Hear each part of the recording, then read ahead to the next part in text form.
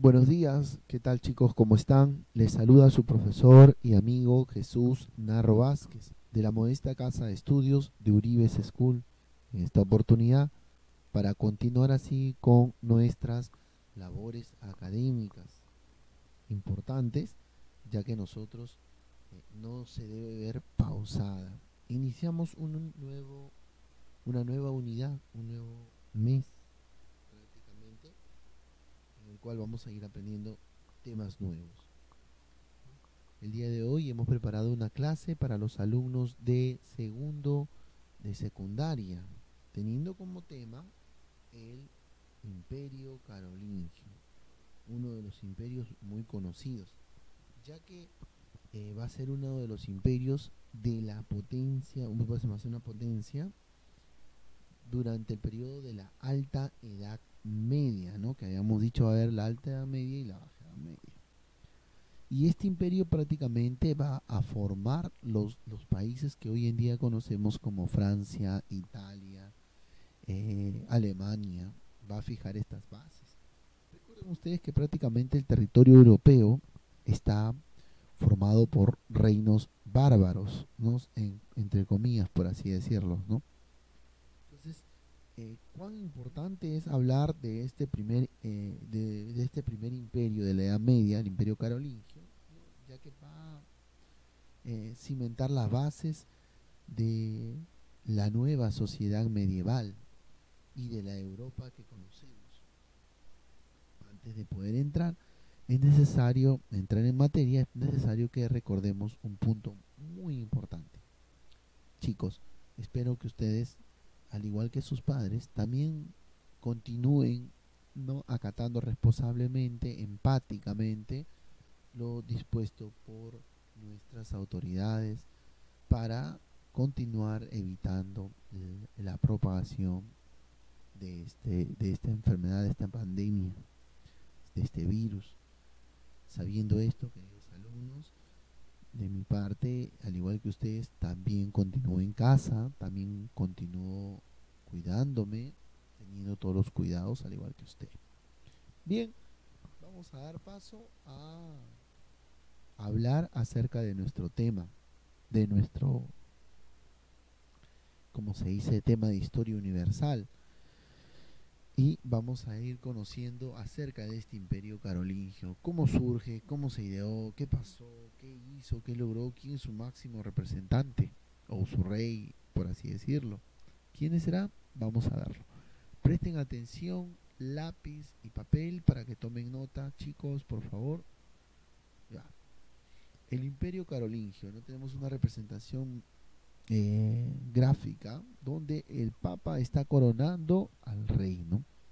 Durante este periodo, recuerden ustedes que Roma de Occidente cae. Hasta ahí estamos claros, profesor.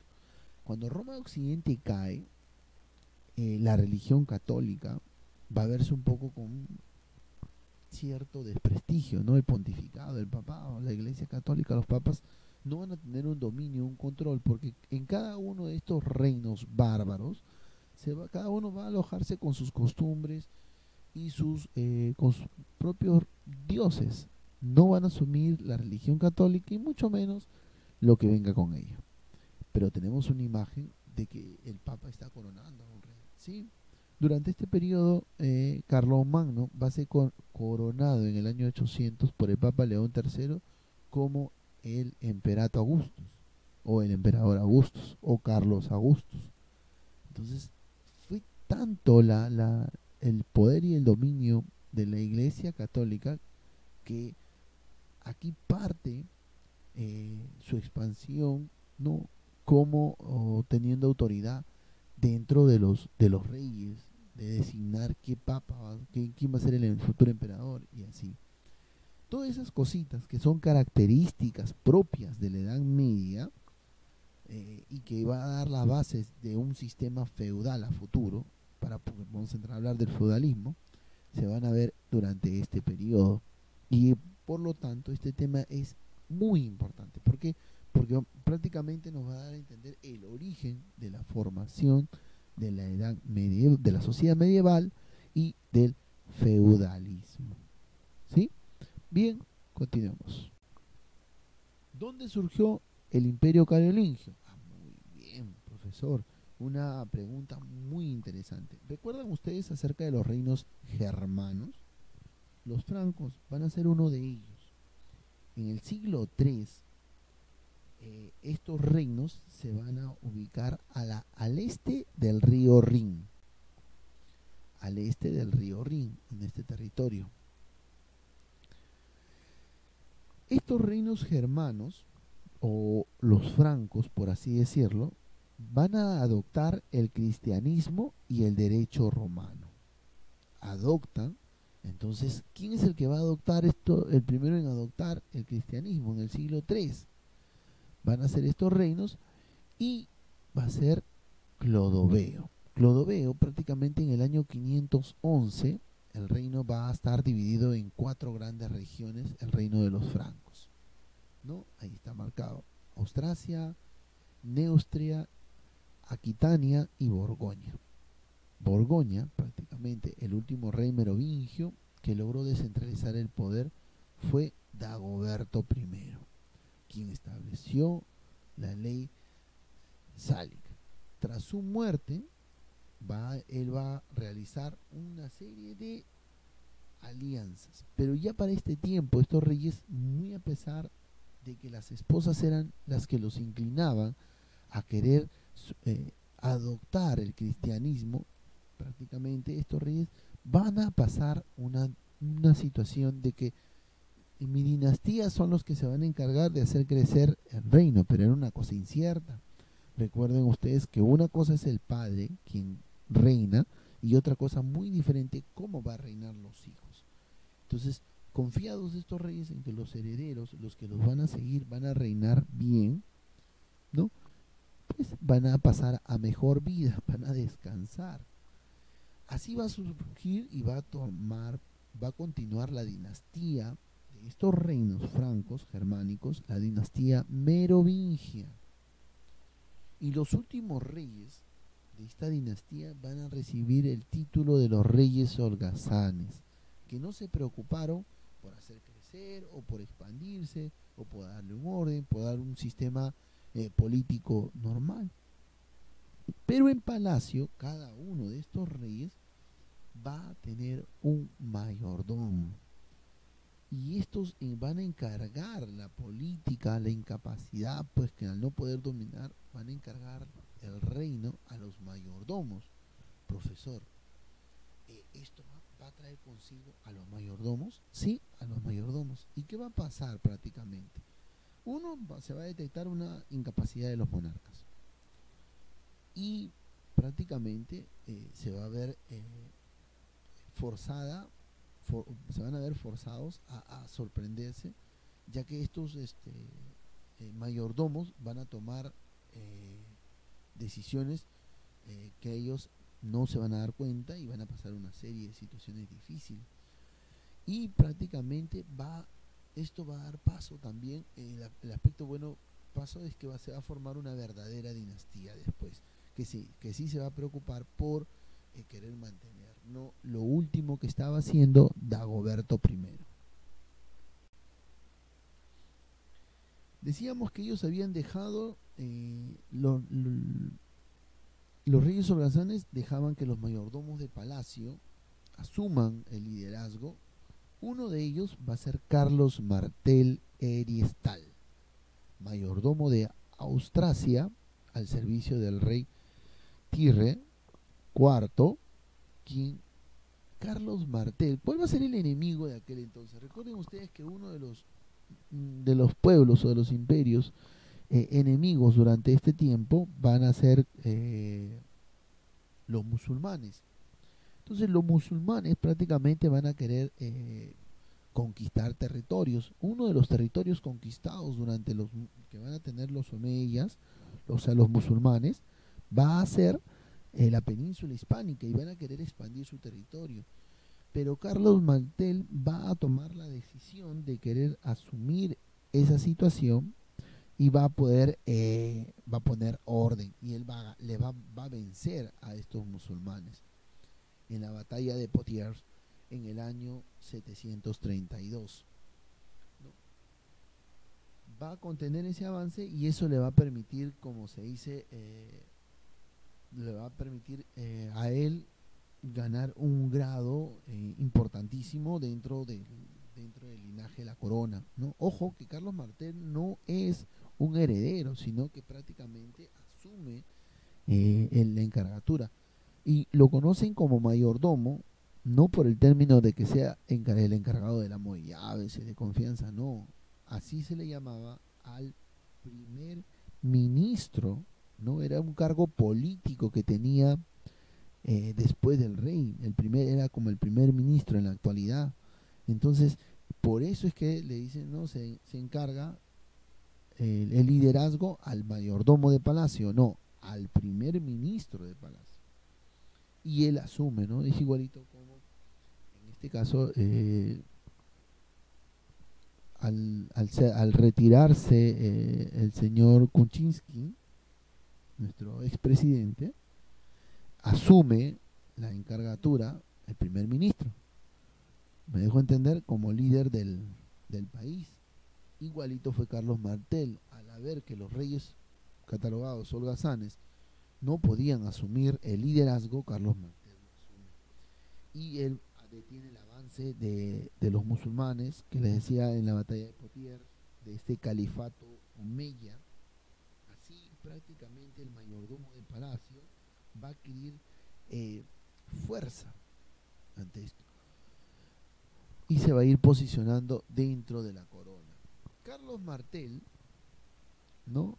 De Estal, prácticamente se va a preocupar por hacer crecer el territorio, ¿no? Va a ser muy pegado a la ley del cristianismo, de mantener esta situación.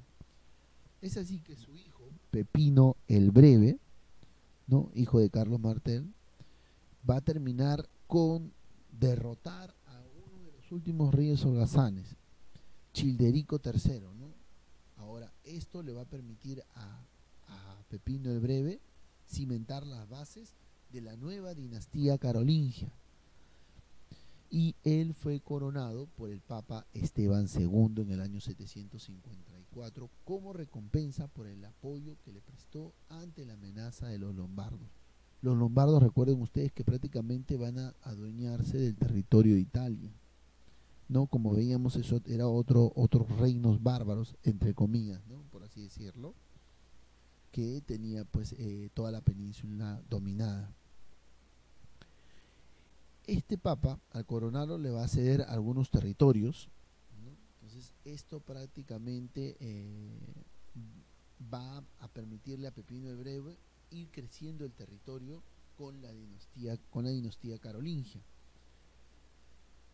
Y van a ir teniendo cierta relación con los estados pontificios.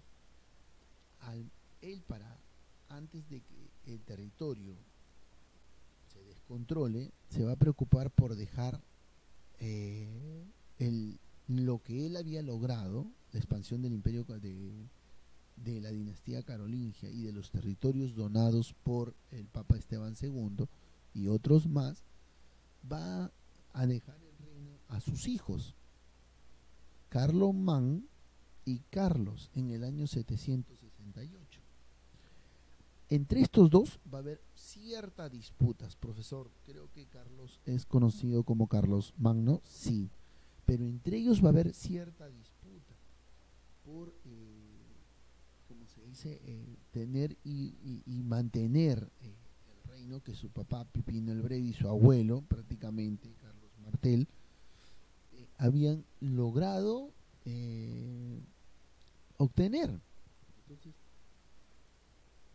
a esto va a pasar una situación favorable, ¿no? Uno para el otro, ¿no? Como se dice, al morir Carlomán, Carlos va a quedar como el único, como se dice, heredero de todo este reino, y ahí es donde se le va a conocer como el primer rey franco, van a recordar como uno de los primeros reyes francos. Pero esto va a ser aclarado por el papa el papa del momento prácticamente, porque ya Esteban II, que era el papa que coronó a su papá Pipino el Breve, va a ser quien va a reafirmar que Pipino el Breve fue el primer rey franco y no Carlos Magno, como en una primera instancia quiso asumir él. Continuando con lo que estamos estudiando, vamos a ver el árbol genealógico, por así decirlo, de cómo van a llegar esta nueva dinastía eh, que se va a presentar en el reino de los francos. Recuerden que el reino de los francos estaba liderado por Clodoveo primero. Él va a unificar a los francos y va a fundar la dinastía merovingia. Los descendientes son los llamados reyes holgazanes, Tirrey IV y Childerico III. Estos delegaban las tareas a quienes, a los mayordomos de palacio. ¿Quién va a surgir? ¿Quién va a ser el mayordomo de palacio para Tirrey IV? Quien prácticamente va a ir ganando posición por derrotar a los musulmanes omeyas o el califato omeya. En la batalla de Potiers en el año 732 va a ser Carlos Martel. Su hijo también va a asumir la delegatura como mayordomo, pero de Childerico III.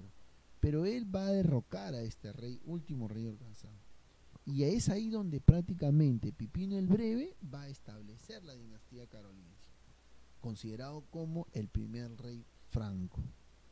Él va a cimentar las bases con la Iglesia Católica y el Papa Esteban II. A ese se le va a llamar y se le va a conocer como los territorios que le donó en agradecimiento a Pipino el Breve. Pero él deja el territorio a sus dos hijos, Carlomán y Carlos, pero el primero fallece y Carlomagno se queda como el último de las, prácticamente el que va a dominar la dinastía carolingia. Tenemos el dato claro ahí, ¿cierto? Muy bien, continuemos. ¿Cuáles fueron las características del imperio carolingio? Importante pregunta, ¿no? Importantísima. ¿Cómo fue este imperio prácticamente? Hablar y decir, ¿no? Para expandir su territorio, Carlomagno prácticamente va a tener que usar la vía más común en aquel entonces, que era a través de la guerra. Y Carlomagno sí va a preocuparse por eso, va a querer expandir el territorio.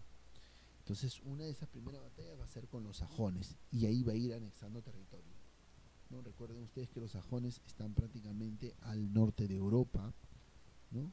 Que casi prácticamente lo que se conoce como Inglaterra, Reino Unido, Escocia. Ellos van a dominarse los sajones ahí. Entonces él va a tratar de recuperar y lo va a lograr contra los sajones germanos. Los derrota en Wittikink y prácticamente los obligó a adoptar el cristianismo. ¿Qué pasa con Carlomagno? Prácticamente Carlomagno va a empezar a buscar que todos los pueblos germanos que están a la margen del territorio carolingio van a ser conquistados y a la vez también van a tener que adoptar el cristianismo. O sea, van a tener que acceder al cristianismo. Después va a haber una guerra contra los lombardos, una guerra decisiva porque prácticamente los lombardos tenían pues aturdidos, abrumados a los papas porque están prácticamente en el territorio y Carlomagno se va a preocupar por eso, ¿no? El Papa Adriano prácticamente, ¿qué es lo que pasa? Que la familia de los lombardos, que va a estar a cargo del rey Desiderio, va a ocasionar muchas incomodidades y para firmar este tratado de paz va a pedirle a Carlomagno que se case con su hija para mantener como se dice, una paz entre ellos, o hacer un matrimonio político. Y este se va pues a buscar casarse con su hija, pero no se casa con ella, se casa con ella, pero después con Desiderata, su hija de Desiderio,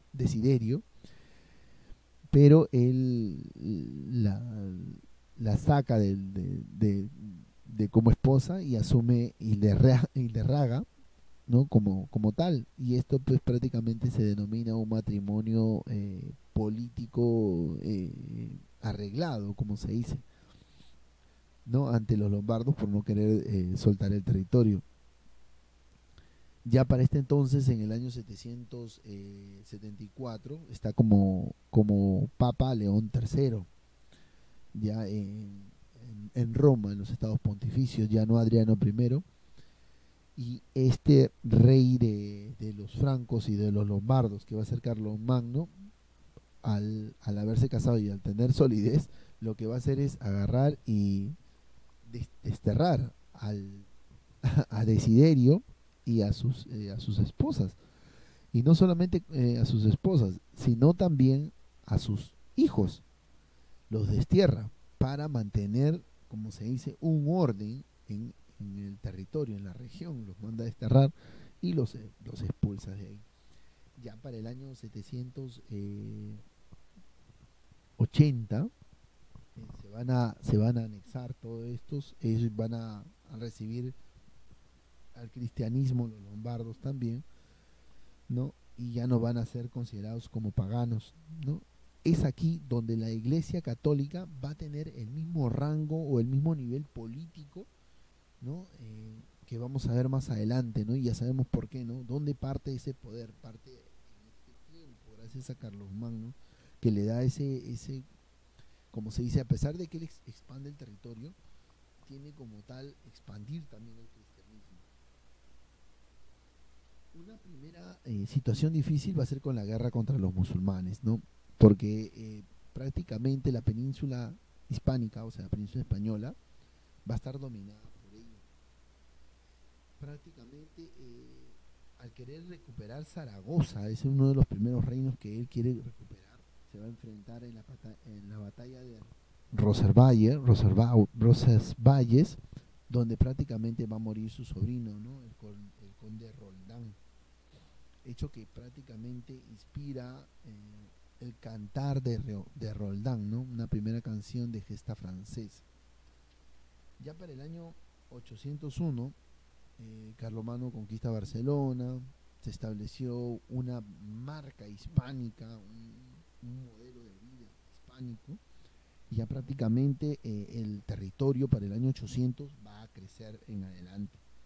Va a ser el territorio de máximo esplendor, porque a raíz de que muere su sobrino, que al cual había dejado ese territorio, prácticamente él se preocupó por expandir el territorio, que todos adopten el cristianismo y lo va a lograr. Y esto va a ser uno de la expansión más grande conocida dentro de la historia del Imperio Carolingio. Y tenemos una imagen del territorio. No, ahora sí, los estados de Lombardos se habían adueñado de este territorio, ¿no? Entonces prácticamente los sajones van a unirse acá y prácticamente todos estos pueblos orientales, por así decirlo, van a terminar siendo anexados, ¿no? Acá es la marca hispánica que se va a poner, como se dice, como trazo a los territorios que los musulmanes y el califato omeya se había apropiado de la península. Ya tenemos un territorio carolingio marcado de verde que va teniendo, como se dice, cierta expansión, es un gran territorio. Y va prácticamente los territorios conquistados por Carlomagno, independientemente del imperio, los que están de color naranja claro, y vamos a darnos cuenta el territorio de este imperio carolingio ha ido creciendo poco a poco, ¿no? Para el siglo VII el reino franco intentó establecer una unidad imperial romana, ¿no?, de Occidente, bajo el liderazgo de Carlomagno, ¿no? Construyeron este vasto imperio que abarcó los actuales países que tienen ustedes abajo en mención, ¿no? Gran cantidad de países, ¿no? Francia, Alemania, Austria, Suiza, Bélgica, Holanda y el norte de Italia. El imperio se hace demasiado grande. Ahora, ¿cómo lo controlo? ¿Cómo lo domino? Entonces, al ya no preocuparse Carlos Magno acerca de los intereses de guerra, de expansión, va a empezar a preocuparse por el sistema político, la organización política para controlar y tener orden en el gran imperio que tiene. Es así que prácticamente vamos a ir viendo desde el año 481 su evolución de cómo fue creciendo este imperio y cómo se va a ir dando las bases de una nueva sociedad o una nueva organización política, ¿no? Por así decirlo. Carlomagno era un católico devoto que mantuvo una estrecha relación con los papas, por eso se preocupó por expandir el territorio. Cuando el Papa Adriano I fue amenazado por los lombardos, el rey prácticamente lo acogió y prácticamente se quedó en su corte. Y esta historia prácticamente le va a permitir a Carlomagno tener una familiaridad con el pontificio de Roma, que más adelante vendría favorable para él, ya que en el año 799, para el año 800, tenemos como dato un 25 de diciembre, en plena celebración de Navidad, el Papa León III, después de haber sido amenazado, él se refugia también en su corte y prácticamente cimentan las bases de una alianza político-religiosa. Y es ahí donde Carlomagno asume y es coronado como emperador, ¿no? Por el Papa, ¿no? Y prácticamente impone un nuevo régimen, ¿no? Es coronado como Carlos Augusto o Imperator Augusto, emperador del Sacro Imperio Romano de Occidente, un 25 de diciembre del año 800. Un punto importante que vamos a ver es que durante este siglo VIII o siglo IX prácticamente las cosas van a ir cambiando en este imperio carolingio, ¿no? Recuerden ustedes que va a asumir el poder por las campañas militares en contra de los sajones, de los lombardos y los musulmanes. Es coronado el 25 de diciembre del año 800, ¿no? Del año 800 por el Papa León III, ¿no? El cual lo corona como emperador de los romanos en el Vaticano de Roma, y esto le da poder tremendo también a la iglesia, ¿no? Es un vivo ejemplo de poder decidir, que la iglesia decide quién es el que va a reinar, quién es el futuro emperador de Roma de Occidente. Increíble, ¿no?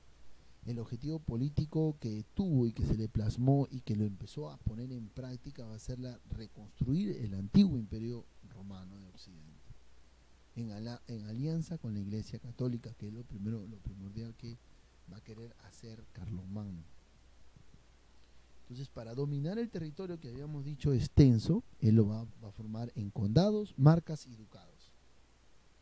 Y estos, a la vez, estas tres provincias, ¿no? Por así decirlo, o organización política, le van a deber fidelidad al rey. Los condados van a estar los condes, en los marcas los marqueses y en los ducados los duques, prácticamente. Estas regiones y esta organización va a cimentar las bases de lo que conocemos como el sistema feudal.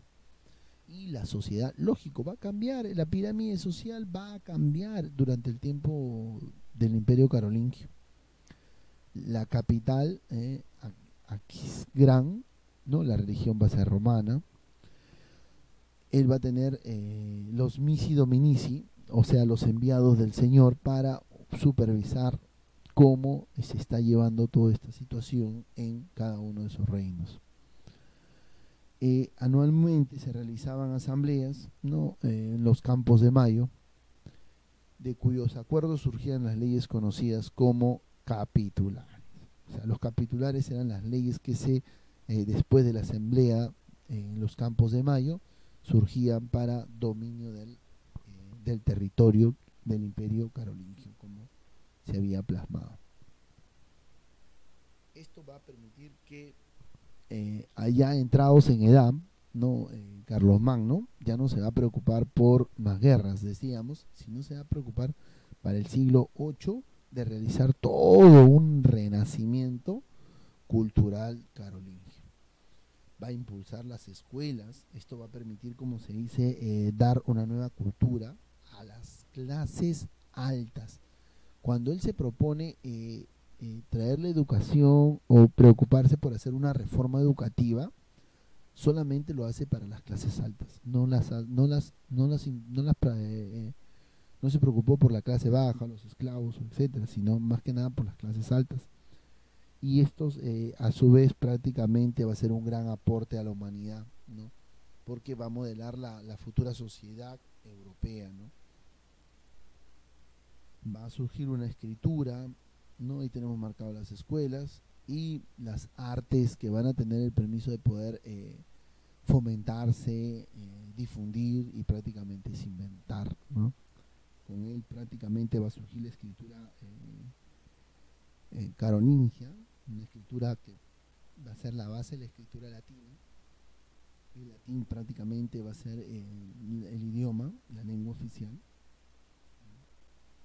Todavía él prácticamente, después de haberse sido coronado, va a asumir el reino de esta manera y va a ser el protagonista de este renacimiento. Ya, como se dice, para llegar en la parte final de nuestra exposición,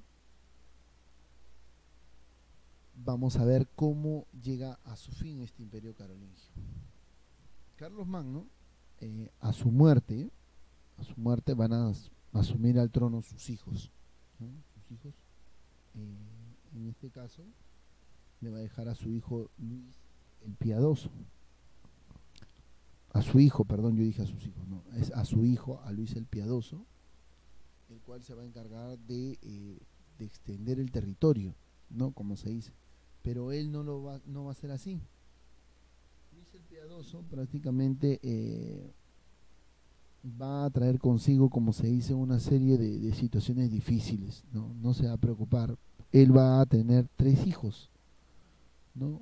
Carlos, Luis y Lotario. Prácticamente estos 3 hijos van a protagonizar una serie de guerras civiles entre ellos, ¿no? Entre ellos van a realizar unas guerras civiles y van a dividir el territorio, ¿no? Del Sacro Imperio Romano Germánico, lo que el abuelo Carlos Magno había logrado unificar y tener, lo van a dividir ellos en 3.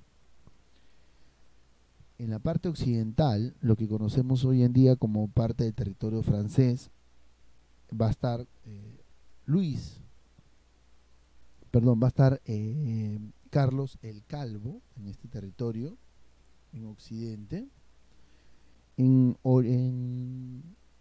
el territorio oriental, ¿no? Va a estar su hijo Luis el Germánico, considerado como el emperador del Cir o el rey del Cir, del Sacro Imperio Romano Germánico, en este territorio de acá. Y en la parte central, la parte media, va a estar el rey Lotario, ¿no? Que va a abarcar el norte de Italia y una franja entre las fronteras de Francia y Alemania. Y esto va a cimentar las bases de los futuros países Alemania, Italia, Francia. Un punto muy importante antes de poder nosotros llegar a esta parte final de nuestra clase, importantísima, ya que es a través de este medio en el cual nosotros podemos continuar con nuestro aprendizaje significativo, es recordar estos aspectos importantes de este imperio carolingio, ¿no? Uno, primero, que cimenta las bases de la futura sociedad medieval.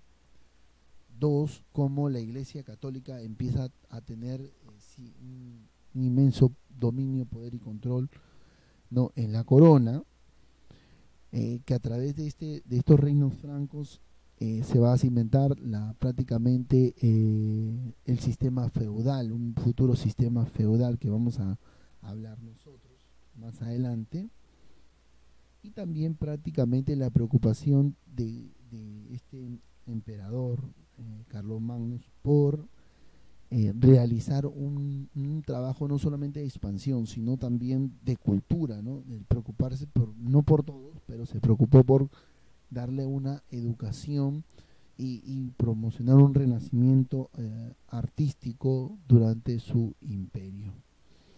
Les voy a dejar unas cuantas preguntas, no sin antes recordarles, queridos alumnos, de que ustedes deben mandar su correo con su tarea desarrollada, solamente las preguntas, de manera puntual, Y claro, yo sé que usted hace sus anotaciones, siempre todas sus anotaciones hágalo con dibujo o realícelo con dibujos, para que así usted no se olvide, ¿no?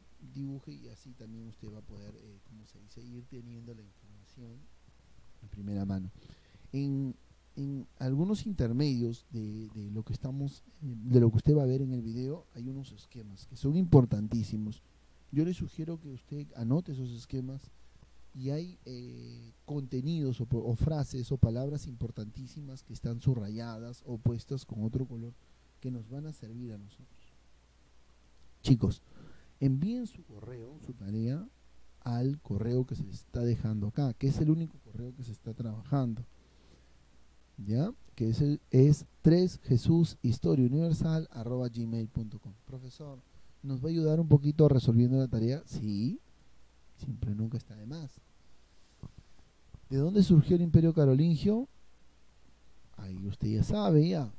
Calientito sería bueno que ni bien terminen de ver el video, desarrollen esas preguntas y se ayuden también con el mismo, ¿no? Y esto le va a permitir a ustedes reforzar su aprendizaje y reforzando, como se dice, retroalimentándose. ¿Está bien? Bueno, sabiendo esto, queridos estudiantes, me despido, espero que todos continúen acatando lo dispuesto por nuestras autoridades, que tengan un bonito fin de semana. Gracias.